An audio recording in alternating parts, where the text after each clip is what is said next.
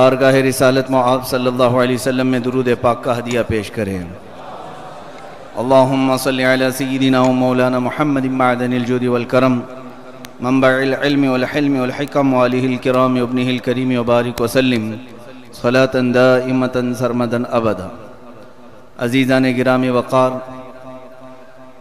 جس زمانے میں ہم اپنی زندگی کی سانسیں لے رہے ہیں، یہ پرآشوب زمانہ، فتنوں سے بھرا زمانہ، اس دور میں جس طرح فرقہائے باطلہ نے اپنے قدم جمانے کی کوششیں کی ہیں، ہم سب کو وہ زمانہ یاد آتا ہے جب ہو بہو یہی حالات آج سے 100 سال قبل کے تھے، اور ان نت نئے فتنوں کو جڑ سے ختم کرنے کے لیے اللہ عز و جل نے اپنے حبیب پاک صلی اللہ علیہ وسلم کی امت کا ایک لال امام احمد رضا کی شکل میں پیدا فرمایا تھا، اور اس مجدد وقت نے عشق رسول کی بنیاد پر رسول کریم صلی اللہ علیہ وسلم کی محبت کی جو دولت سینے میں پائی تھی، اس دولت کی بنیاد پر کھڑے ہوئے اور پھر باطل قوتوں کا ایسا دنداں شکن جواب دیا کہ اس تمام کارروائی کا اثر 100 سال گزر جانے کے بعد اب بھی باقی نظر آتا ہے۔ عزیزان گرامی، اللہ عز و جل کے پیارے رسول صلی اللہ علیہ وسلم آخری نبی بن کر کے آئے، اور اس میں کسی کو شک نہیں۔ اگر کوئی شک کرتا ہے تو اس کا اسلام سے تعلق بھی نہیں، کیونکہ اللہ کے رسول صلی اللہ علیہ وسلم خاتم النبیین ہیں۔ لیکن معاملہ یہ ہے کہ ہر زمانے میں پہلے اولیاء کرام یا انبیاء کرام باطل قوتوں کا جواب دینے کے لیے آیا کرتے تھے۔ آدم علیہ السلام سے لے کر عیسیٰ علیہ السلام تک جو نبیوں کا سلسلہ ہے، آپ دیکھیں فرعون کی سرکشی بڑی تو موسیٰ علیہ السلام آئے، نمرود کی طاقتیں بہت زیادہ ہونے لگیں تو ابراہیم علیہ السلام مقابل میں آئے۔ اسی طرح ہر ظالم کے سامنے اللہ عز و جل نے ایک نبی کو پیدا کیا۔ انبیاء کرام علیہ السلام ان باطل قوتوں کا جواب دیتے رہے، لیکن نبی الانبیاء، آخر الانبیاء محمد رسول اللہ صلی اللہ علیہ وسلم کے تشریف لانے کے بعد نبیوں کا آنا بند ہو گیا، لیکن ظالم تو پیدا ہوتے ہی رہیں گے، برائیاں تو آئی رہی ہیں، پچھلے دور کی جو برائیاں تھیں وہ ہوتی رہیں گی۔ تو نظام یہ اللہ عز و جل نے بنایا اپنے آخری نبی کی امت کے لیے کہ اب جو پچھلے زمانے میں نبی کام کرتے تھے وہ رسول اللہ کی امت کے علماء کام کیا کریں گے۔ اسی لیے فرمایا العلماء ورثۃ الانبیاء، کہ علماء با عمل جو ہوں گے، عاملین، وہ انبیاء کرام علیہ السلام کے وارث ہوں گے، اور ان کے کام پر چلیں گے، ان کے نقش قدم پر چلیں گے۔ امت میں ہم نے دیکھا ہے رسول کریم صلی اللہ تعالیٰ علیہ وسلم کے وصال کے بعد سے ہی بہت سارے معاملات جنم لینا شروع ہو چکے تھے۔ میں اعلیٰ حضرت فاضل بریلوی امام احمد رضا خان رحمۃ اللہ تعالیٰ علیہ کے ابھی کل پرسوں عرس کی تقریبات ہیں، ان کے انتقال کو تقریباً 100 سال گزرنے کو آ گئے۔ یہ 100 سالہ عرس بریلی شریف میں منایا جا رہا ہے۔ اس ضمن میں چند مفید باتیں عرض کرنے کی کوشش کروں گا، بغیر جانبداری سے۔ عقل رکھنے والا اور علم رکھنے والا توجہ سے سماعت کرے، حسد، عناد اور تعصب کو نکال کر۔ اگر کسی نے اس کے دل میں، اس کے سینے میں، اس کے دماغ میں خامخواہ کا کسی کا حسد بھرا ہوا ہے تو حسد پہلے نکالے، اور علم اور عشق کی آنکھ سے دیکھے اور انصاف کرے۔ میں چند مثالیں دیتے ہوئے آؤں گا۔ حضور اکرم صلی اللہ تعالیٰ علیہ وسلم کے بعد خلفائے راشدین کا دور تھا، یہ زمانہ بھی بہت افضل ترین زمانہ ہے۔ حضور اکرم صلی اللہ علیہ وسلم کے بعد صدیق اکبر، عمر فاروق، عثمان ابن عفان، حیدر کرار رضی اللہ عنہم اجمعین نے جو اپنی خلافتیں جس بیس پر قائم کی تھی وہ سب نظام مصطفیٰ تھا، اور جتنے فتنے اٹھتے گئے سارے صحابہ متحد ہو کر جواب دیتے رہے۔ پھر آپ کے زمانے کے بعد ایک فتنہ جنم لیتا ہے حضرت علی کی خلافت ختم ہونے کے قریب تھی، ایک فتنہ امت میں نیا اس طرح کا جنم لیا کہ انہوں نے اسلام میں ایک نئے فرقے کی بنیاد ڈالی، خارجی فرقہ، خارجی ایک جماعت پیدا ہوئی۔ یہ کس وجہ سے پیدا ہوئی؟ ایک لمبی تاریخ ہے۔ حضرت علی اور حضرت امیر معاویہ رضی اللہ تعالیٰ عنہ کے درمیان جو معاملات ہوئے تھے، ان معاملات کو صلح کرنے کے لیے دونوں طرف سے 2 حکم مقرر کیے گئے تھے، حضرت علی نے بھی، حضرت امیر معاویہ رضی اللہ تعالیٰ عنہ نے بھی۔ دونوں لوگوں نے اپنی اپنی جانب سے ایک حکم مقرر کیا، حضرت ابو موسیٰ اشعری اور حضرت عمرو بن عاص رضی اللہ عنہ کو۔ یہ دونوں حکم جو فیصلہ کریں گے ہمارے بارے میں ہم تسلیم کریں گے۔ تو کچھ لوگ یہاں سے ایک نئی جماعت لے کر نکلے اور ان کا کہنا یہ تھا کہ حکم کوئی ہو ہی نہیں سکتا سوائے اللہ کے۔ انہوں نے اس کا غلط معنی لیا، میاں اگر ہمارے اور آپ کے کسی کے بیچ میں اختلاف ہو تو تیسرے کو ہم بٹھاتے ہیں یا نہیں؟ تیسرا جو فیصل ہوتا ہے اس کو ہم حکم کہتے ہیں۔ حضرت علی اور حضرت امیر معاویہ کے درمیان 2 لوگ صحابہ حکم کے طور پر آئے، لیکن ایک جماعت نے انکار کیا کہ یہ جو کچھ بھی معاملہ ہو رہا ہے غلط ہو رہا ہے، جنگ ہونا چاہیے۔ وہ در حقیقت یہودی تھے جو اسلام میں آئے تھے، انہیں صلح منظور نہیں تھی، انہیں جنگ ہی منظور تھی۔ وہ دونوں عظیم صحابہ کو لڑانا چاہتے تھے، حضرت علی کو اور حضرت امیر معاویہ کو۔ اس دوران حضرت علی نے بھی ان کو نکال باہر کیا، حضرت امیر معاویہ نے بھی ان کو نکالا۔ یہ خارجی جماعت ہوئی۔ اب یہ نکلنے کے بعد معمولی نہیں رہے، بلکہ حضرت علی کو کافر کہتے تھے، حضرت امیر معاویہ کو کافر کہتے تھے، اور جتنے صحابہ ان دونوں کی جماعت میں تھے سب کو وہ کافر کہتے تھے۔ یہ ایک جماعت نکلی خارجیوں کی۔ ان خارجیوں کی جماعت کا ایک الگ سے پھر عقیدہ بننا شروع ہو گیا، اپنی فکریں اپنے طور پر یہ چھپ کے مسجدیں تعمیر کرتے رہے، حتیٰ کہ ان خارجیوں سے حضرت علی رضی اللہ تعالیٰ عنہ نے کئی جنگیں لڑی اور فرمایا کہ یہ جہنمی کتے ہیں۔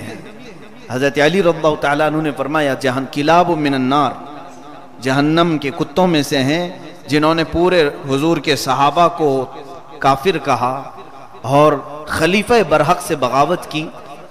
بہرحال یہ زمانہ چلتا رہا، پھر ان خارجیوں کا تقریباً اختتام حضرت امام حسین رضی اللہ تعالیٰ عنہ کے زمانے میں آیا۔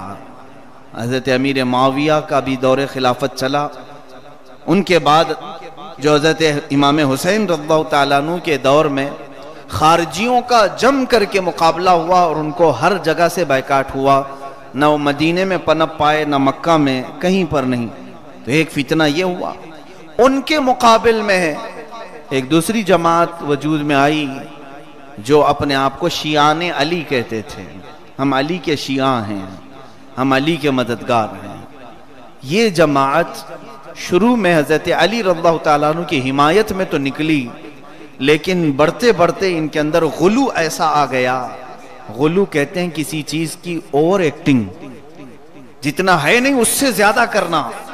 یہ شیعان علی جب تک تھے ٹھیک تھا، حضرت علی رضی اللہ تعالیٰ عنہ کی وفات کے بعد انہوں نے اپنی جانب سے حدیثیں گڑھنا شروع کیا حضرت علی کے لیے، ایسی حدیثیں جس کو کسی نے سنا بھی نہیں تھا، صحابہ میں سے کسی نے نہیں سنا۔ حضرت علی رضی اللہ تعالیٰ عنہ کے متعلق یہ کہنے لگے کہ اصل نبوت کے حقدار علی تھے، محمد کو دے دی گئی، معاذ اللہ رب العالمین۔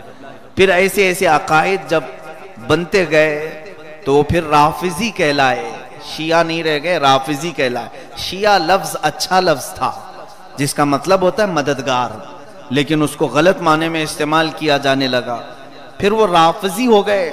یہ جماعتیں جب وجود میں آئیں تو ان کا قلع قمع کرنے کے لیے اللہ عز و جل نے ایک مجدد کو بھیجا، حضرت عمر ابن عبدالعزیز رضی اللہ تعالیٰ عنہ۔ حضور کے وصال کے 90 سال کے بعد یہ آئے اور انہوں نے پوری دنیا میں عدل و انصاف قائم کیا، اور ایسے کہ یہ سارے فرقوں کو ختم کیا، اور پھر اہل سنت و جماعت کا بول بالا ہوا۔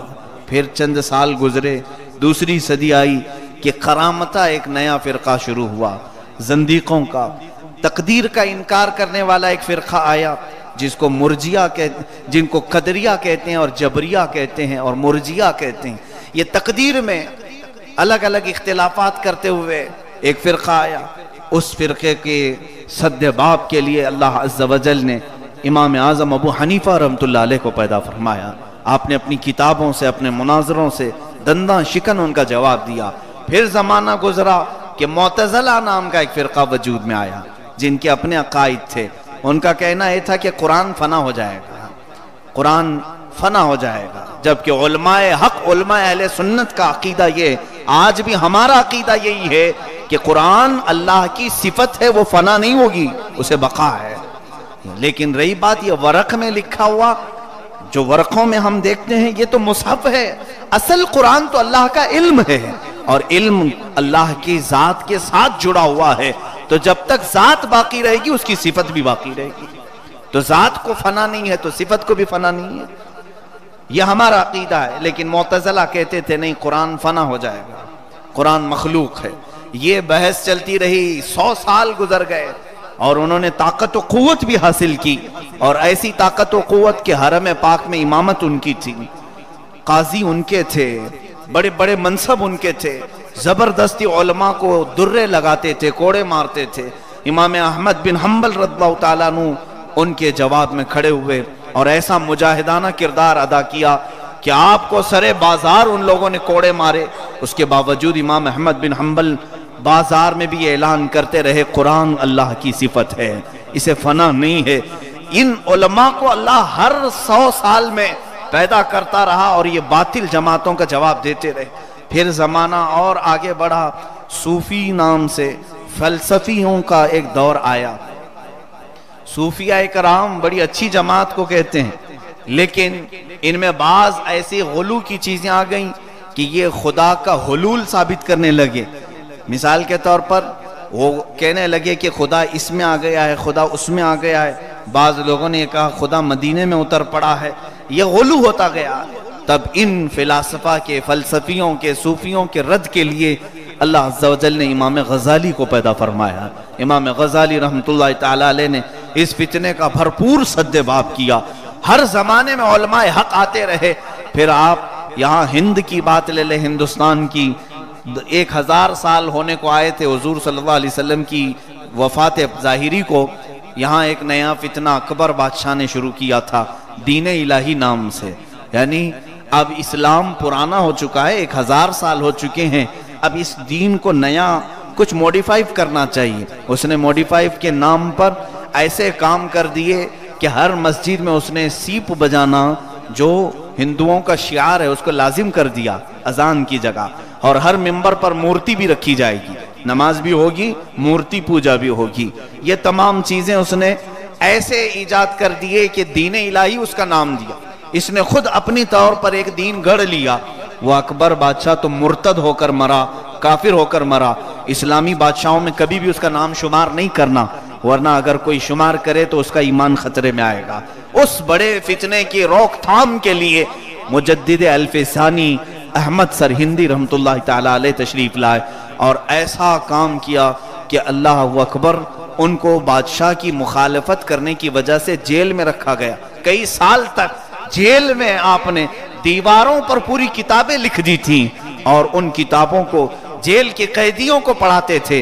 تقریباً 700 قیدی ایسے تھے جو چوری میں، ڈکیتی میں، نہ جانے کیسے بڑے بڑے جرموں میں وہاں قید تھے، لیکن مجدد الف ثانی رحمۃ اللہ علیہ نے 5 یا 7 سال کے بعد ان پورے قیدیوں کو عالم دین بنا دیا تھا، باہر نکالا۔ ہر قیدی عالم بن کر کے باہر نکل رہا ہے، تہجد گزار۔ ان میں سے کسی قیدی کی تہجد بھی نہیں قضا ہوتی تھی۔ یہ مجدد الف ثانی کے کردار تھے۔ پھر جہانگیر کا زمانہ آیا تو آپ کو آزاد کرایا گیا، اور مجدد الف ثانی نے جہانگیر سے یہ بات منوا لی کہ دین اسلام ہی رہے گا اور صبح قیامت تک یہ پرانا ہو نہیں سکتا، کسی نئے دین کی ہمیں کوئی ضرورت نہیں۔ پھر وہ دین سب جگہ سے الغا کر دیا گیا، اس کو ہٹا دیا گیا، اور الحمدللہ ایک مجدد کے کھڑے ہونے پر اللہ نے ہندوستان کے ان تمام مسلمانوں کے اسلام کی حفاظت فرمائی۔ عزیزان گرامی، اسی طرح سے اور آگے آپ بڑھتے آئیں، ایک زمانہ آیا جب ناموس رسالت پر حملہ ہونے لگا۔ میرے آقا صلی اللہ علیہ وسلم کی عظمت اور حضور صلی اللہ تعالی علیہ وسلم کے متعلق بہت سارے عقیدے ایسے آنے لگے، کتابیں چھپنے لگی کہ اگر نبی کے بعد کوئی دوسرا نبی آ بھی جائے گا تو خاتمیت میں کوئی فرق نہیں پڑے گا۔ یہ بھی کتاب میں لکھا جانے لگا۔ دارالعلوم دیوبند سے، ندوہ سے، بہت ساری جگہوں سے ایسی تحریکیں شروع ہوئیں، اور یہ دور انگریزوں کا تھا، اور انگریز چاہتے بھی یہی تھے کہ یہ مسلمان جو پورے ہندوستان میں اکٹھا ہیں، متحد ہیں، انہیں کسی طرح فرقوں میں بانٹ دیا جائے، توڑ دیا جائے، کچھ الگ الگ فکریں ان کے اندر ڈالی جائیں۔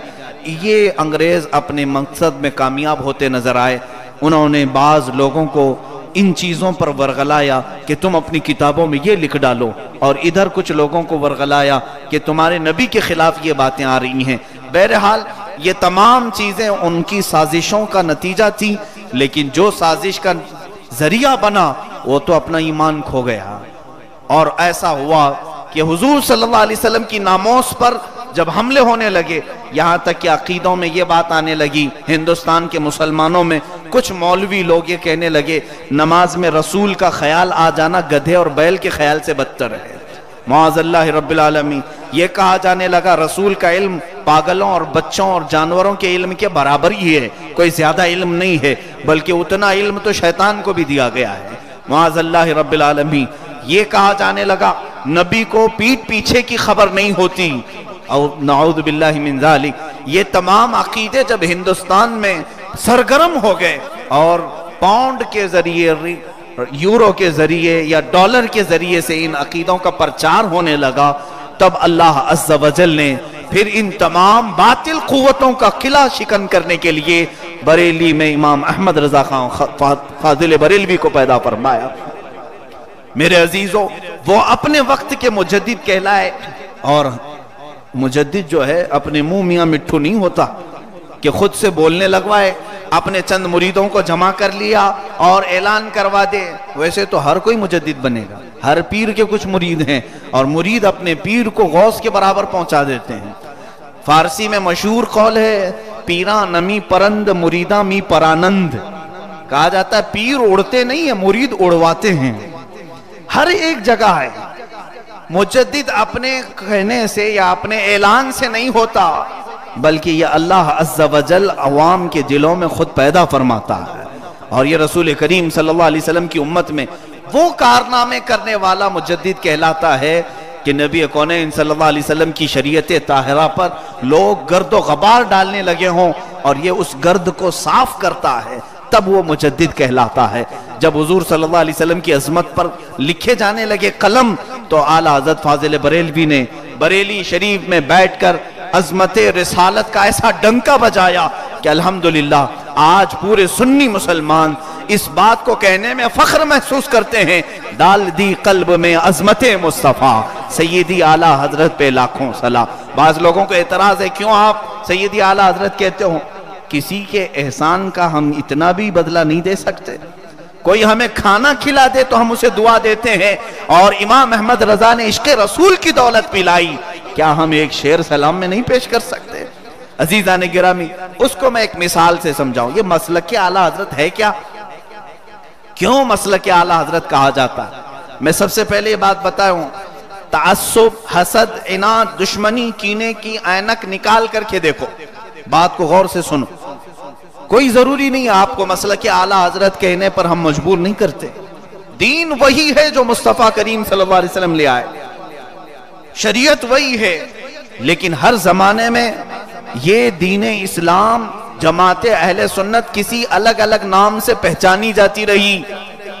ایک دور تھا جب لوگ شیعوں کا، رافضیوں کا دور، کہ جب حضرت ابوبکر صدیق اور حضرت عمر کو گالیاں دیتے تھے، تب اہل سنت و جماعت حق مذہب کسے کہا جاتا تھا جانتے ہیں آپ؟ اس زمانے میں حب الشیخین یہ نام تھا اہل سنت و جماعت کا، یعنی دونوں شیخ سیدنا ابوبکر صدیق حضرت عمر کی جو محبت کرتا ہے وہ اہل سنت و جماعت میں سے۔ یہ اس دور میں، اور پھر عقیدے کا جب بگاڑ پیدا ہوا تو امام ابو منصور ماتوریدی کے نام سے دین اسلام چلتا رہا، امام ابو موسیٰ اشعری رضی اللہ تعالیٰ عنہ کے نام سے یہ تمام چیزیں چلتی رہیں ہر دور میں۔ آج ہم اگرچہ کسی کو اعتراض ہو تو میں اس کو اجازت دیتا ہوں، آپ مسلک غوث اعظم بھی کہہ سکتے ہو، مسلک غریب نواز بھی کہہ سکتے ہو، مسلک امام اعظم ابو حنیفہ بھی کہہ سکتے ہو، آپ ان اولیاء کاملین کے نقش قدم پر ہو تو بالکل کہہ سکتے ہیں، کوئی آپ کو اعتراض نہیں، کسی کو کوئی اعتراض نہیں۔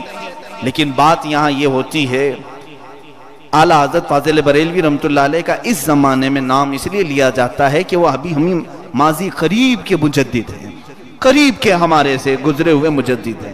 مثال اس کی یوں دوں، آپ کے علاقے میں روڈ ہے، باہر مسجد کے باہر ایک روڈ ہے، اب اس روڈ کو آپ جانتے ہیں برسوں سے ہوگا، بہت پہلے کا روڈ ہوگا، بہت پرانا روڈ ہوگا۔ اب یہ روڈ پتہ نہیں کب سے چل رہا ہے، لیکن کبھی ایسا ہوتا ہے کہ روڈ کے زیادہ استعمال پر چلتے پھرتے گڈھے تو ہوتے ہیں، کبھی اوبڑ کھابڑ ہوتا ہے، بہت ڈیمیج ہو گیا تھا روڈ۔ میں آپ سے یہ لگتی ہوئی بات بتا رہا ہوں، بہت ڈیمیج تھا روڈ۔ تو پھر ہوا کیا، کسی کارپوریٹر نے یا کسی مخیر آدمی نے، کسی اہل دل نے بڑھ کر کے یہ کہا کہ میں اس پورے راستے کو بنا دیتا ہوں، اس راستے کو میں بنا دیتا ہوں۔ آپ اعتراض کریں گے؟ نہیں، راستہ بن رہا ہے، اچھی بات ہے۔ اب راستہ بنانے کے لیے کوئی صاحب آگے آئے، یہ بہت لگتی ہوئی بات ہے اور بہت جلدی آپ کو سمجھ میں آئی، اس لیے کہ بہت سارے لوگوں کا سیاست سے تعلق ہے، انہیں یہ باتیں جلدی سمجھ میں آتی ہیں۔ روڈ بنانے کے لیے کوئی صاحب آگے آئے، انہوں نے روڈ بنا دی، روڈ پورا اچھے سے اچھا تعمیر ہو گیا، لیکن وہ بیچارے اچھے صاحب تھے، خیر خواہ تھے، ان کو نام کی ضرورت نہیں تھی، روڈ بنا کر کے چلے گئے۔ لیکن باقی آپ سب لوگوں نے کیا کیا کہ ہم اوبڑ کھبڑ راستے پر چلتے تھے، ہماری گاڑیاں چل نہیں پاتی تھی، یہ فلاں صاحب آئے، انہوں نے اپنے جیب خاص سے اس راستے کو بنایا ہے، لہٰذا ان کے نام کا ایک بورڈ تو ہم روڈ پہ لگا دیں گے۔ ہوتا ہے کہ نہیں ہوتا ہے؟ آپ سب لوگوں نے کیا کیا، اس روڈ پر اس مخیر آدمی کا، اہل دل خیر خواہ آدمی کا آپ نے نام بورڈ وہاں لگا دیا، جبکہ وہ خرچ کرنے والے نے آپ کو کہا نہیں تھا میرا نام اس روڈ پہ لگاؤ۔ کچھ ہوتے ہوں گے کہنے والے، لیکن جس نے بنایا اس نے نہیں کہا۔ یہ میں آپ کو مثال دے رہا ہوں، سارے لوگوں نے مل کر کے ان صاحب کا نام لگا دیا۔ اب روڈ کا نام یہ ہو گیا، مثال کے طور پر عبداللہ روڈ ہو گیا، عبداللہ روڈ کہلائے جانے لگا۔ تو اب مجھے یہ بتاؤ کہ جن صاحب نے بنایا ان کا نام اگر عبداللہ ہے تو یہ روڈ تو بہت پرانا ہے، روڈ ابھی کا نہیں، پورا روڈ انہوں نے نہیں بنایا، روڈ تھا لیکن اس کی مرمت انہوں نے کی ہے، اس کی صحیح تعمیر انہوں نے کی۔ یہ اگر مثال دماغ میں آ گئی ہے تو میں آپ کو بتاؤں، اسلام وہی ہے جو میرے آقا لے آئے، حضور اکرم صلی اللہ علیہ وسلم جو لے آئے وہی دین ہے، اسی پر صحابہ چلے، اسی پر تابعین چلے، اسی پر اولیاء چلے، اور جتنے چلتے آئے اس راستے کو انہوں نے اپنی اپنی طاقت سے مرمت کیا۔ پھر 100 سال گزر جانے کے بعد روڈ میں کچھ تو ڈیمیج پن آتا ہی ہے۔ اسی طرح سے ناموں سے رسالت پر کئی کھڈے پڑے ہوئے تھے، مسلمانوں کے عقیدوں میں بگاڑ آنے لگا، تب امام احمد رضا خان فاضل بریلوی کھڑے ہوئے اور انہوں نے اس راستے کو اپنے قلم سے، اپنی زبان سے، اپنے عشق سے پورا ڈیمیج پن جو تھا صحیح کر دیا۔ اور انہوں نے کبھی نہیں کہا یہ راستہ میں نے اب صحیح بنا دیا ہے، میرا راستہ ہے، نہیں، انہوں نے یہی کہا یہ 1400 سال پرانا راستہ ہے، لیکن ہم جو بعد والے ہیں ہم نے تو ان کا احسان مانا، ہمارے لیے ٹیڑھا میڑھا راستہ بہت سارے لوگوں نے کیا تھا، اس امام احمد رضا نے اس راستے کی مرمت کی ہے، اس لیے اس راستے کا نام ہم نے مسلک اعلیٰ حضرت کہا ہے۔ اب سمجھ میں آئی ہوگی آپ کو بات۔ اب ان کے بعد بھی اگر کوئی اس طرح سے اصلاح کرتا ہے تو یقیناً اس شخصیت کا بھی نام لیا جائے گا، ایسا نہیں ہے کہ محدود ہو گئی ایک بات۔ میں اسی لیے کہتا ہوں غیر جانبداری سے سوچو، تعصب نکال کر، حسد و عناد کی آنکھ نکال کر۔ اعلیٰ حضرت فاضل بریلوی رحمۃ اللہ تعالیٰ علیہ کے کمالات ذکر کرنے کا وقت اتنا نہیں ہے، میں محض اتنی بات بتا دوں کہ سب سے بڑا کمال اگر کوئی چیز کوئی ہے ان کے اندر، وہ اگر گنانے میں جائیں ان کی حدائق بخشش جو نعتیہ دیوان ہے اس کے ایک شعر پر اگر گفتگو کرنے کھڑے ہو جائیں تو 4 گھنٹے کا بیان ہو جائے، اس طرح ہزاروں کے شعر اس میں موجود ہیں جو حضور صلی اللہ علیہ وسلم کی محبت میں آپ نے بیان کی.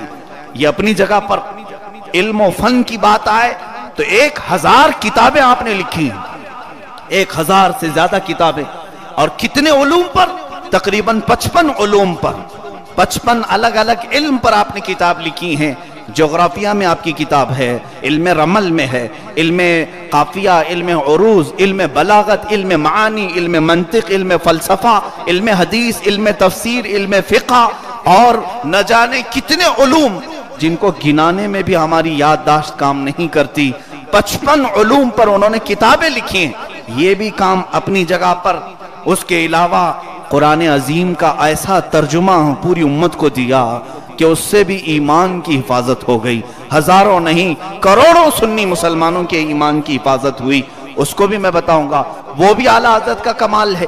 لیکن یہ تمام کمالات کے باوجود ان کی عبادت کا بھی حال الگ تھا, مریدین کا حال الگ تھا. شاگرد ایسا پیدا کیے, 1 2 نہیں, صرف ایک شاگرد کو دیکھیں تو اس شاگرد نے 1 لاکھ سے زیادہ علماء بنائے ہیں, ایک شاگرد نے. اور ان کے علاوہ صدر الشریعہ جنہوں نے پوری بہار شریعت لکھی, شاگرد ہیں. شیر بیش اہل سنت مناظر اعظم ہیں, ملک العلماء ظفر الدین بہاری رحمۃ اللہ علیہ, علم حدیث کا خزانہ ہیں. علامہ عبدالعلیم صدیقی میرٹھی پورے مبلغ اعظم ہیں. افریقہ, امریکہ, ناروے, کئی جگہ پر اسلام انہوں نے پہنچایا ہے. اور وہ حبشیوں کو جو کپڑے بھی نہیں پہنتے تھے ایمان کی دولت دینے کی کوشش کی. اعلیٰ حضرت کے شاگردوں کی بات کر رہا ہوں. شاگرد الگ پیدا کیے, کتابیں الگ لکھی, تقوی الگ. یہ سب ہونے کے باوجود میری کمزور نظر یہ فیصلہ کرتی ہے کہ اگر کوئی ذات اعلیٰ حضرت میں سب سے بڑا کمال نظر آتا ہے تو میرے آقا صلی اللہ علیہ وسلم کو ٹوٹ کر کے چاہنے والا کمال ہے. یہ عشق رسالت, محبت نبی ایسی تھی کہ یہ سارے علوم پر غالب تھی, سارے علوم پر غالب تھی. آپ دیکھیں رسول کریم صلی اللہ علیہ وسلم کے متعلق جہاں کہیں بات آئی آپ نے قلم اٹھا لیا, قلم اٹھا لیا. اس زمانے میں بھی لوگ آپ کو گالیاں لکھتے تھے. آپ نے اپنے شاگردوں کو منع کیا کہ جتنے گالیاں لکھتے ہیں ان کو جواب مت دو, اس لیے کہ مجھے اس بات پر فخر ہے کہ جتنی دیر وہ مجھے کوستے ہیں اللہ اس کے رسول کو گالیاں دینے سے تو بچتے ہیں. میں ڈھال بن جاتا ہوں, مجھے دے لیں جتنا بھی دینا ہے, لیکن نبی کی شان پہ کوئی انگلی نہ اٹھائے. یہ ان کا عشق تھا. اعلیٰ حضرت رحمت اللہ تعالیٰ علیہ نے ترجمہ قرآن بھی جو لکھا اس کی وجہ یہ تھی کہ لوگ قرآن کے ترجمہ میں یہ لکھنا شروع کر چکے تھے. معاذ اللہ 2-3 مثالیں اگر میں آپ کو بتا دوں تو آپ کے بھی ہوش اڑ جائیں. کیا قرآن کا ترجمہ کوئی مولوی صاحب ایسا بھی کر سکتے ہیں؟ سورہ والضحیٰ, آپ سورہ اٹھا لیں, قرآن اٹھا لیں, اور ترجمہ مارکیٹ میں ملتے ہیں بہت سارے ترجمے. میں یہاں پر نام ذکر نہیں کر رہا ہوں, بہت سارے ترجمے ہیں. کبھی تفصیل سے کسی کو ضرورت ہو تو رابطہ کر سکتا ہے. ترجمے میں یہ لکھا گیا وَوَجَدَكَ ضَالًّا فَهَدَىٰ, اے محبوب ہم نے آپ کو گمراہ پایا تو ہدایت دی. ترجمے میں ہے یہ چیز, ہم نے آپ کو گمراہ پایا تو ہدایت دی. ضال کا مطلب گمراہ ہوتا ہے, یہ میں مانتا ہوں. عربی میں ضال کا مطلب گمراہ, غیر المغضوب علیہم ولا الضالین. ہم وہاں دعا کرتے ہیں اے اللہ ہم کو ان کے راستے پر نہ چلا جن پر تیرا غضب ہوا اور جو گمراہ ہوئے. ضال کا مطلب گمراہ ہے. لیکن عربی کی ایک خصوصیت یہ ہے, ورڈ ایک ہوتا ہے اور معنی 1000 ہوتے ہیں. کئی ایسے ورڈ ہیں, لفظ عین یہ کئی معنوں میں آتا ہے. عین کا مطلب آنکھ بھی ہے, عین کا مطلب گھٹنا بھی ہے, عین کا مطلب سورج بھی ہے, عین کا مطلب جو پانی کا چشمہ پھوٹتا ہے اسے بھی عین کہتے ہیں. ہے تو ایک ہی لفظ, معنی الگ ہیں, لیکن وہ سمجھنے والا سمجھ جاتا ہے یہاں کون سا معنی نکالنا ہے. اگر کوئی یہ کہے میں صبح دیکھا کہ زمین سے عین نکل گیا ہے تو کوئی یہاں آنکھ کا معنی تو نہیں نکالے گا, کوئی گھٹنے کا معنی تو نہیں نکالے گا. اگر کوئی یہ کہے میری عین میں سے پانی آ رہا ہے تو کوئی یہ کہے گا کہ اس کے گھٹنے میں سے پانی آ رہا ہے یا سورج میں سے پانی آ رہا ہے. وہ قرینہ اور قیاس سے سمجھ جاتا ہے یہاں آنکھ کا معنی ہوگا, یہاں چشمے کا معنی ہوگا. یہ عقل رکھنے والا جانتا ہے. اسی طرح میں سمجھتا ہوں کچھ مولوی صاحب عقل کھو گئے تھے جب ترجمہ کرنے بیٹھے. انہوں نے یہ لکھا کہ اے محبوب اے رسول ہم نے آپ کو گمراہ پایا تو ہدایت دے دی. ضال کا مطلب صرف گمراہ نہیں آتا, اور بھی کئی معنی ہیں. کئی معنی ہیں، لغت اٹھا کر دیکھو، ڈکشنری اٹھا کر دیکھو۔ ایک معنی یہ بھی ہے کہ جو کسی کی محبت میں، وجد میں اپنا دماغ فنا کر دیتا ہے، اسے بھی ضال کہتے ہیں۔ جو محبوب ہوتا ہے، کسی کی محبت میں پوری دنیا و ماورا سے بے نیاز چلا جا رہا ہے، اسے کسی چیز کی فکر نہیں۔ مثال کے طور پر راستے میں کوئی چلا جا رہا ہے اور اس کا محبوب اس کے نظروں میں ہے، اور وہ نہ گاڑیاں دیکھتا ہے نہ انسان دیکھتا ہے، اسے کہتے ہیں ضال ہے کسی کی محبت میں۔ گمراہ نہیں کہیں گے اسے، وہ محبت میں خود رفتہ ہے، محبت کا گرفتار ہے، ایسے کو بھی ضال کہتے ہیں۔ اب یہ معنی مناسب تھا لیکن دوسرے صحابوں نے نہیں کیا۔ اعلیٰ حضرت کا کنز الایمان اٹھا کر کے دیکھو، 30واں پارہ سورہ والضحیٰ میں جب اس آیت کا معنی کرنا ہوا، ترجمہ کرنا ہوا، آپ لکھتے ہیں وَوَجَدَكَ ضَالًّا فَهَدَىٰ، اے رسول ہم نے آپ کو اپنی محبت میں خود رفتہ پایا تو اپنی طرف بلا لیا۔ اس سے ایمان بھی بچا، عشق رسالت کا تقاضا بھی پورا ہوتا ہے۔ یہی تو سمجھ میں آتا ہے کہ ان کا کمال کہ چھوٹی سی چیزوں میں ہمیں بچا لیا۔ سورہ فتح میں 26ویں پارے کی سورہ پہلی آیتیں ہیں، وہاں پر بھی کچھ لوگ ترجمہ کرتے ہوئے دھوکہ کھا گئے۔ قرآن کی آیت ہے اِنَّا فَتَحْنَا لَكَ فَتْحًا مُبِينًا لِيَغْفِرَ لَكَ اللَّهُ مَا تَقَدَّمَ مِن ذَنبِكَ وَمَا تَأَخَّرَ، اے محبوب ہم نے آپ کو روشن فتح دی۔ دوسروں کا ترجمہ میں سنا رہا ہوں آپ کو، اے رسول ہم نے آپ کو روشن فتح دی تاکہ آپ کے اگلے پچھلے گناہ معاف کر دیے جائیں۔ ایک اجنبی آدمی اگر اس ترجمے کو لے کر پوچھے اے مسلمان بتا تیرے رسول کے وہ کون سے اگلے پچھلے گناہ ہیں جس کو رب نے معاف کیا ہے؟ قرآن میں لکھا ہوا ہے، ترجمے میں پڑھ کر کے وہ یہ سوال کر سکتا ہے، اے مسلمانوں بتاؤ اسے جواب کیا دو گے؟ تمہارے نبی کے کون سے گناہ تھے جو اللہ معاف کرنے کی بات یہاں کر رہا ہے؟ ترجمے میں آلریڈی لکھ دیا گیا، چھاپ دیا گیا، اے رسول آپ کے اگلے پچھلے گناہ معاف کر دیا رب نے۔ جبکہ ہمارا عقیدہ یہ ہے رسول معصوم ہوتا ہے، گناہ کرنا تو دور کی بات سوچ بھی نہیں سکتے، اللہ نے انہیں گناہ کا مادہ رکھا ہی نہیں۔ فرشتے اور نبی معصوم ہوتے ہیں۔ جب ہمارا عقیدہ یہ ہے تو یہاں ترجمہ آیا کیسے؟ دھوکہ کھا گئے، غلطی کر بیٹھے۔ ایسی غلطیوں کے وقت میں امام احمد رضا کو پڑھنے کی ضرورت ہے۔ دیکھو تو اصلاح ہو جائے، کتابت کی بھی اصلاح ہو جائے، دماغ کی بھی، اور عشق رسالت کی بھی اصلاح ہو جائے، ایمان کا بھی۔ اعلیٰ حضرت نے ترجمے میں لکھا اے محبوب ہم نے آپ کو روشن فتح عطا کی تاکہ آپ کے ذریعے سے آپ کے اگلے اور پچھلے لوگوں کے گناہ معاف ہو جائے۔ کتنی بڑی بات ہے، اے نبی آپ کے ذریعے سے آپ کے اگلے اور پچھلے لوگوں کے گناہ معاف ہو۔ یہاں لوگوں کے گناہ معاف ہونے کی بات ہے اور وہاں ڈائریکٹ رسول کے گناہ معاف کرنے کی بات کی جا رہی۔ ایمان والو ذرا اپنے دل پر ہاتھ رکھ کر بتاؤ کون سا ترجمہ تمہیں ایمان سے قریب نظر آتا ہے؟ یہی کنز الایمان ہے جس کا نام ہی رکھا گیا ایمان کا خزانہ ہے، ایمان کا خزانہ ہے۔ میرے عزیزو ہم یوں ہی ایک بات میں بتا دوں، مبالغہ کرنے کی مجھے بھی عادت نہیں، خواہ مخواہ کسی کے اوپر لفظی پھینکو جس کو کہتے ہیں، ایسی عادت ہماری نہیں۔ الفاظ پھینکنا جب تک اوتھینٹک بات ہمارے پاس نہیں ملتی، میں اوور کسی کے متعلق بولنے کا عادی نہیں۔ لیکن اعلیٰ حضرت کو میں نے بچپن سے پڑھا ہے، ان کی کتابیں دیکھی ہیں، علم لدنی ان کو اللہ تعالیٰ نے جو عطا کیا تھا۔ کئی کتابیں ایسی ہیں جو آج حل کرنے والے لوگ موجود نہیں، ان کی کتابوں کو پڑھ کر کے ہمیں سمجھانے والے موجود نہیں۔ ایک کتاب ان کی ہے کشف العلہ عن سمت القبلہ، قبلہ پہچاننے کا علم۔ یہ پہلے کہ علم تھا شاید آج کسی کو معلوم، اور میرے علم کے مطابق میں یہ علم سیکھنے کے لیے گیا تھا بریلی شریف میں ایک بہت بڑے استاد سے، انہوں نے کہا کہ ابھی صرف 3 علماء باقی ہیں پورے ہندوستان میں جو یہ علم جانتے ہیں، 3 علماء، جبکہ ہزاروں کی تعداد میں علماء ہیں، کیونکہ یہ علم اٹھا لیا گیا اور قیامت کی نشانیوں میں اللہ کے نبی نے فرمایا علم اٹھا لیا جائے گا۔ یہ علم کیا تھا؟ آج تو آپ قبلہ نما آلہ رکھ کر کے، وہ میٹر رکھ کر کے دیکھتے ہیں نا، ساؤتھ نارتھ ایسٹ ویسٹ، یہ موبائل میں بھی ابھی آ گیا ہے، اور وہ کاٹا جس طرف دکھایا اس طرف منہ کر کے آپ نماز پڑھ لی، گویا کہ وہی قبلہ ہے، وہی آپ کا امام ہے۔ یہ مشین ہے میاں، کبھی بھی دھوکہ دے سکتی ہے، یہ مشین ہے، اور اس کا سیل خراب ہو تو آپ کو ادھر کر دے گی، اور ایسا لگے کہ آپ کی پوری نماز جو ہے ایسٹ سائڈ ہو گئی، قبلہ ویسٹ میں ہے. تو یہ کاٹے پر ایمان آ گیا اکثر لوگوں کا آج کے دور میں.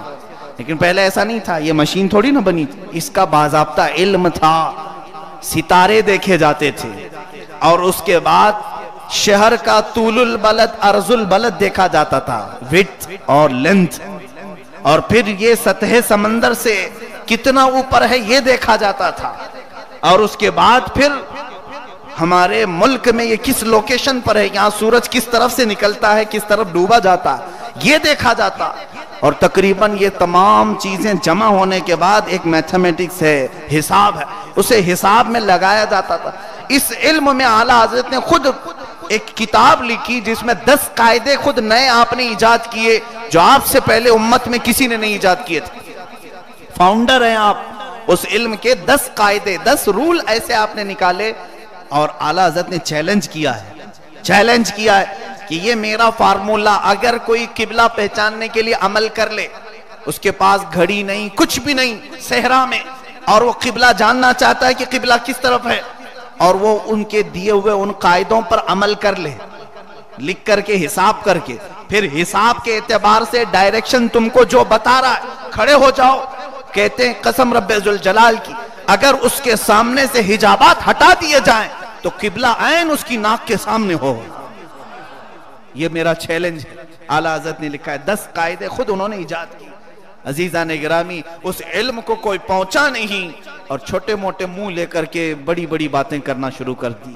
اس عظیم عاشق رسول کو بلیم کرتے ہیں، تہمتیں لگاتے ہیں، ان کے خلاف بکواسیں بھرتے ہیں. آج دیکھیں کئی جگہوں سے یہ آوازیں سننے کو ملتی ہیں. ایک بات یاد رکھو، میں اس بات کو بار بار دہراتا ہوں، میرے گھر کی حفاظت کرنے والا میرا احسان مند ہوتا ہے، محسن ہوتا ہے. میرے گھر کی اگر کوئی پہرے داری کر رہا ہے تو میرا محسن ہے. اسی طرح سے میرے ملک کی جو حفاظت کرے گا وہ سپاہی ہمارے لیے بہت عظمت والا ہے، کیونکہ وہ بارڈر سنبھالا ہوا ہے. جب اتنی لاجک سمجھ میں آتی ہے، گھر سنبھالنے والا، ملک سنبھالنے والا ہمارا محسن ہوتا ہے، تو جس نے ہمارا دین اور ایمان بچایا کیا وہ ہمارا محسن نہیں ہے؟ اسے اتنا تو احسان مانو کہ اس نے اپنی کتابوں اور قلموں کے ذریعے سے دنداں شکن جواب لکھے، گستاخان رسول کا مقابلہ کیا، باطل جماعتوں کو پنپنے نہیں دیا. آج جو یہ مساجد میں صلاۃ و سلام کی آوازیں آ رہی ہیں، شاید ہو سکتا ہے کہ انگریزوں کے دور میں مال و دولت کے بلبوتے یہ سلام بھی ختم کر دیے جاتے. آج مزارات اولیاء پر جو ہجوم لگتا ہے سنیوں کا، شاید ہو سکتا ہے اس پر بھی پابندی لگ جاتی، کیونکہ شرک کے فتوے نکل چکے تھے کئی مدرسوں سے. مزارات پر حاضر ہونا شرک ہے، بدعت ہے. اس وقت ایک ہی امام اعلیٰ حضرت یہ فتوے دے رہے تھے، اولیاء کاملین کی زیارت شرک اور کفر تو دور کی بات ہے، ایمان کی حفاظت کی ضمانت ہے. اور آج انہی کے فتووں کو استعمال کرتے ہوئے کوئی مجاور اگر کھڑا ہو کر کے کہے نہیں ہم مسلک اعلیٰ حضرت کو نہیں مانتے، تمہیں معلوم نہیں، تمہارے باپ داداؤں سے پوچھ لیتے، جب تمہارے چندے بند ہو رہے تھے تب اعلیٰ حضرت نے تمہاری طرف لوگوں کا رخ کروایا ہے. اہل سنت و جماعت کو اولیاء کی محبت پلائی ہے. ایک دو جگہ نہیں، وہ تو اپنے شعر میں بھی کہہ گئے، اپنے اشعار میں، نعت کے اشعار میں کہہ گئے، یا رسول اللہ تیرے غلاموں کا نقش قدم ہے راہ خدا، وہ کیا بہک سکے جو یہ سراغ لے کے چلے. کہتے ہیں حضور کے جتنے غلام آئے اولیاء کاملین یہ سب صراط مستقیم ہیں، ان کے پیچھے جو چلا وہ خدا تک پہنچ جائے گا. اور دوسرے کیا کہتے ہیں، آج بھی حالات یہ مزارات پر کیوں جاتے ہو، شرک ہوتا ہے، وہاں بت پرستی ہوتی ہے، لوگ گھٹنے ٹیکتے ہیں، پیشانی ٹیکتے ہیں، یہ تمام چیزیں دیکھتے ہیں. میاں اگر ان کی باتوں پر جائیں تو لوگوں کو اسلام چھوڑنا پڑے گا. ایک دن آپ کو یہ بھی بتا دیں گے مسلمان کیوں ہو، بہت سارے مسلمان شراب پیتے ہیں، جوا کھیلتے ہیں، کیا اسلام بھی چھوڑ دو گے؟ کچھ تو برے ہوں گے ہر جگہ.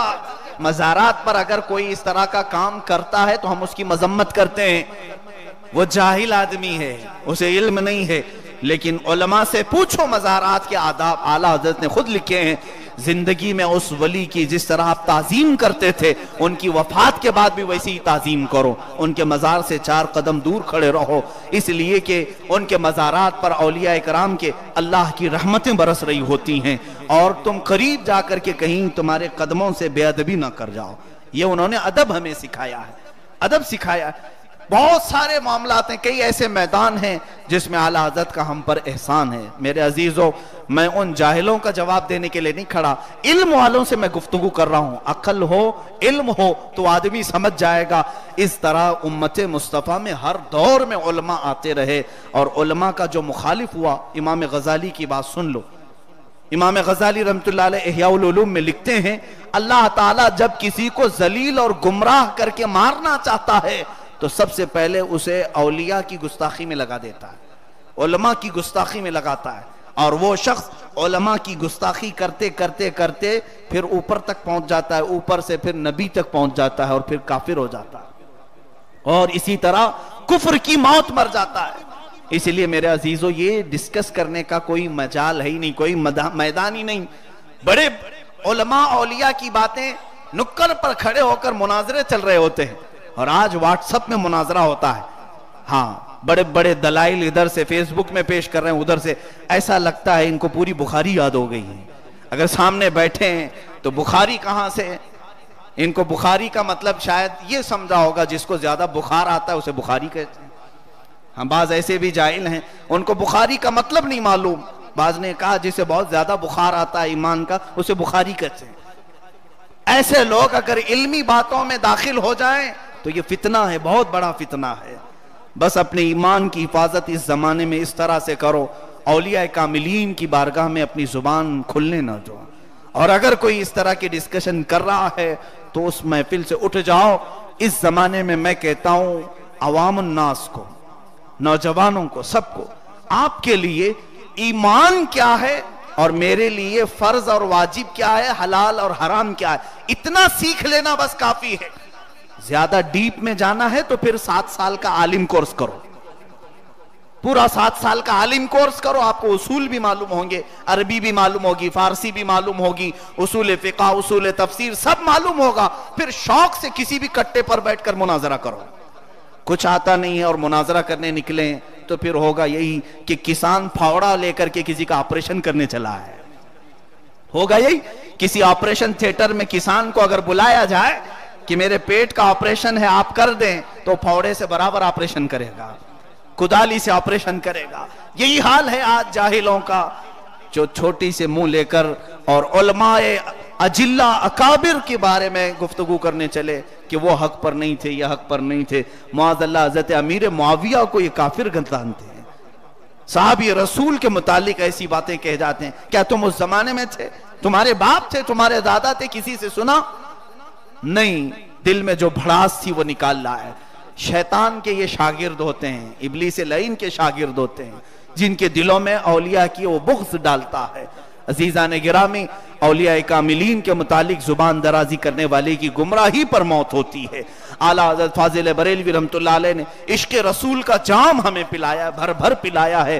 1 2 نہیں، ان کے نعتیہ دیوان کو اٹھاؤ اور پڑھتے جاؤ، پڑھتے جاؤ، محبت نبی میں ڈوبتے جاؤ، ڈوبتے جاؤ. آپ نے یہی تو لکھا ہے، ایسا گما دے ان کی ولا میں خدا ہمیں، ڈھونڈا کریں پر اپنی خبر کو خبر نہ ہو. حضور صلی اللہ علیہ وسلم کی محبت میں ڈوب کر کے وہ کہتے تھے، جان ہے جان کیا نظر آئے، کیوں عدو گرد غار پھرتے ہیں، وہ سوئے لالا زار پھرتے ہیں، تیرے دن اے بہار پھرتے ہیں. آپ نے دیکھا ایک مثال ان کی، کسی کی سوچ بھی وہاں تک جاتی نہیں ہے جہاں اعلیٰ حضرت اپنے شعر میں لکھتے ہیں. حضور صلی اللہ علیہ وسلم ہجرت کے موقع پر غار ثور میں تھے 3 دن تک، واقعہ تفصیل سے نہیں بتا رہا. حضرت ابوبکر کے ساتھ تھے.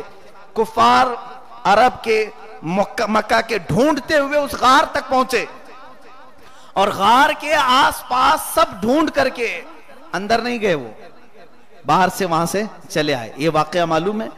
اور 1 2 منٹ تک نہیں، گھنٹوں تک ڈھونڈتے رہے، گھنٹوں تک. بلکہ کہتے ہیں 1 پہر گزر گیا. 1 پہر تقریباً 4 گھنٹے کا ہوتا ہے. 4 گھنٹے تلاشی کی انہوں نے، حضور اور حضرت ابوبکر نہیں ملے. کون سا لاکر تھا وہاں پر؟ غار ہے پتھر کا اور کچھ بھی نہیں. اس واقعے کو اعلیٰ حضرت کیوں کیسے فرماتے ہیں؟ دیکھا آپ زندہ ہیں، میں زندہ ہوں. ہمارے زندگی میں سب سے بڑی چیز ہے کیا؟ جان ہے. کیا ہے؟ جان ہے. اور جان آپ نے کبھی دیکھا؟ آپ کی ناک تو دکھتی ہے، آپ کی آنکھ، یہ سارے پارٹ ہے. دل بھی دیکھنا ہو تو ایک سرے سے دیکھ لو گے. سیٹی سکین کر کے اپنے باڈی کے کئی پارٹس آپ دیکھ سکتے ہیں. لیکن مجھے بتاؤ کسی ڈاکٹر کے پاس جا کر کے کوئی ایسے سونوگرافی کرا کے آؤ، بولو کہ مجھے میری جان دیکھنا ہے. وہ کہا پاگل ہو گئے آدمی. جان نظر نہیں آتی لیکن ہے. سب کا عقیدہ، سب مانتے ہیں کہ جان ہے. اب اعلیٰ حضرت فرماتے ہیں تمہاری اپنی جان نظر نہیں آتی، وہ رسول پاک جانے کائنات ہیں، پوری کائنات کی جان ہے. اب اپنے شعر میں لکھتے ہیں ان عدو دشمن کو کہتے ہیں جان ہے، جان کیا نظر آئے، کیوں عدو گرد غار پھرتے ہیں. تم غار کے آس پاس پھر رہے ہو، تمہیں جان کہاں نظر آئے گی؟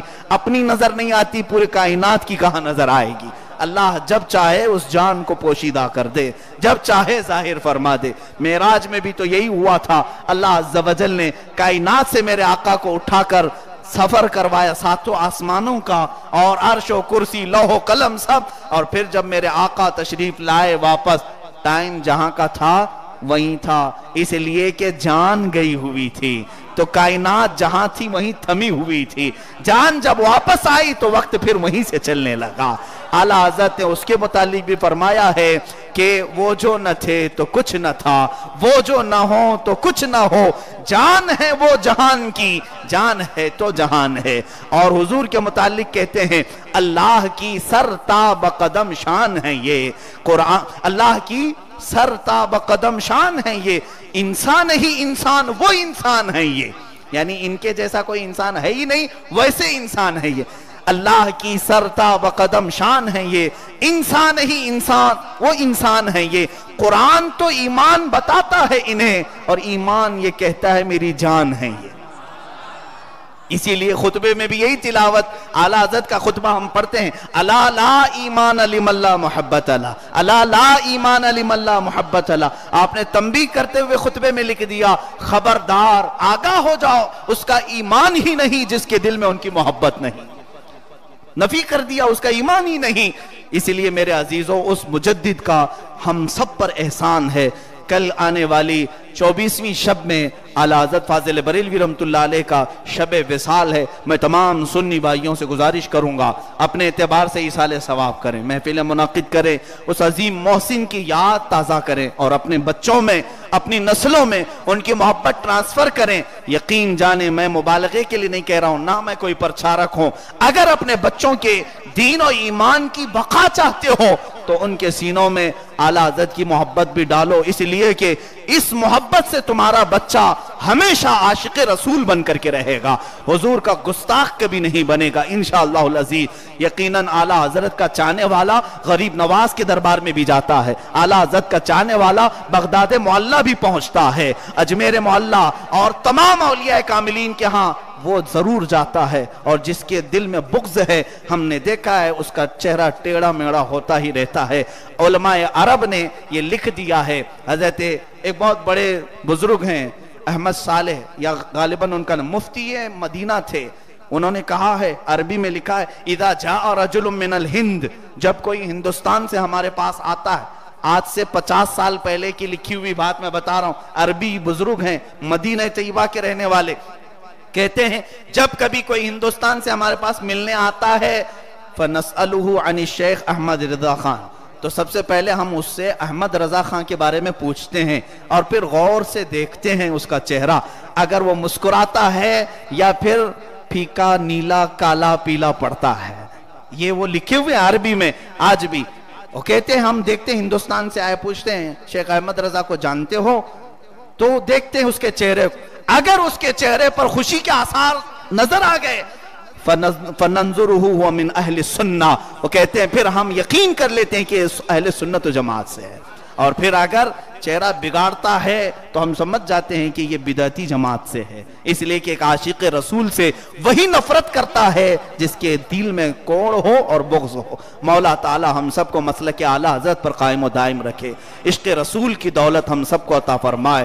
بارگاہ رسول صلی اللہ علیہ وسلم میں خراج عقیدت پیش کرتے ہوئے امام احمد رضا خان فاضل بریلوی نے جو نعتیہ دیوان لکھا، مولا وہ سارے نعتیہ دیوان کا عشق ہمیں عطا فرمائے، وہ محبتوں کی خیرات ہمیں عطا فرمائے۔ مولا ہماری نسلوں کو بھی ایمان و عقیدے کی حفاظت عطا فرما۔ وآخر دعوانا ان الحمدللہ رب العالمین۔ السلام علیکم۔